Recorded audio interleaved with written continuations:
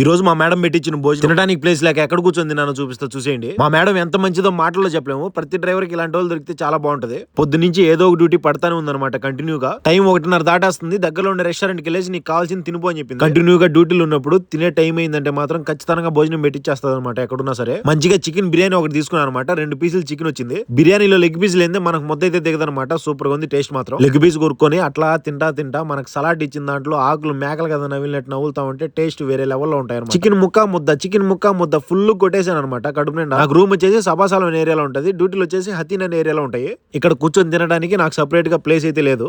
నేను ఫుడ్ తీసుకున్న హోటల్ పక్కనే పిల్లలు ఆడుకునే ప్లేస్ లో బెంచ్ చేసి ఉంటే అక్కడ కూర్చున్నా. బిర్యానీ కదా ముక్క వాసన పసిగట్టి మన ఫ్రెండ్ గాడు ఒకడు వచ్చాడు. వాడికి ఒక ముక్క వేసి ఒక ముద్ద అన్నం పెట్టాను అనమాట. మనం ఎక్కడ కూర్చొని తిన్నాం అని అస్సలు పాయింట్ కాదు. డ్రైవర్ ఆకలితో ఉంటాడని చెప్పి కనుక్కొని అమ్మలాగా అన్నం పెట్టించింది చూసారా, అది నాకు హ్యాపీ అనిపించింది. ఇంకొంతమంది అయితే డ్రైవర్ కి సుక్క నీళ్ళు కూడా పోయారు అనమాట. నిజమా కాదు ఈ వీడియో కింద కామెంట్ చేయండి ప్లీజ్. ఈ వీడియోకి లైక్ చేసి సబ్స్క్రైబ్ చేయండి. ఉంటా బాయ్.